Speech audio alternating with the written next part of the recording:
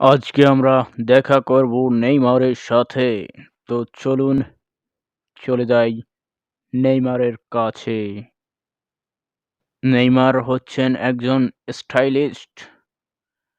আমরা তার কাছে চলে এসেছি।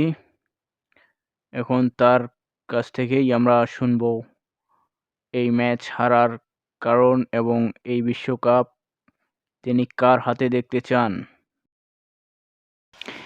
এবারে যেহেতু আমরা কাপ পেলাম না, কোয়ার্টার ফাইনালে হেরে গেলাম, কিন্তু এখন আমরা চাই মেসির হাতে কাপটি উঠুক। কারণ মেসির এবছরের শেষ বিশ্বকাপ। তিনি আর বিশ্বকাপে অংশগ্রহণ করতে পারবে না। আমরা চাই একজন সেরা প্লেয়ার তার হাতে কাপটা উঠুক। হ্যাঁ, মেসি আমার ক্লোজ, এজন্যও চাই। এমবাপ্পেও আমাদের সাথে একসাথেই ক্লাবে খেলে, কিন্তু এমবাপ্পের সময় আছে। এবছরে আমার কাপটা নেওয়ার অনেক আশা ছিল, কিন্তু ভাগ্যক্রমে হেরে গেছি। অনেক কষ্টও পাইছি, কিন্তু কিছু করার নাই। এখন কি করব? পরবর্তী বিশ্বকাপের অপেক্ষায় আছি। আমি চেয়েছিলাম এবছরে ছেড়ে দেব বিশ্বকাপ খেলা, কিন্তু তা হলো না। এখন আবারও আমাকে পরের বার খেলতে হবে।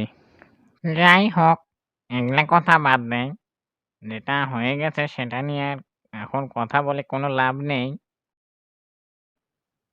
আমি চাই এখন আপনি মেসির হাতেই উঠুক, তিনি এবারের বিশ্বকাপ। যাই হোক, আপনার কথাতে বোঝা গেছে যে এবার আপনি আর্জেন্টিনাকেই সাপোর্ট করতেছেন।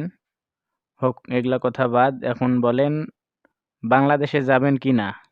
কারণ বাংলাদেশে আপনার অনেক সাপোর্টার আছে, অনেক ভালোবাসে আপনাকে। গেছিলাম আমি একবার অবশ্য। আবারও যাব। এই খেলাটা শেষ হলে কিছুদিনের জন্য আমি সেখানে ঘুরতে যাব এবং সেখান থেকে আপনাদের বাংলাদেশটাকে একটু উপভোগ করব। তো এটাই। আর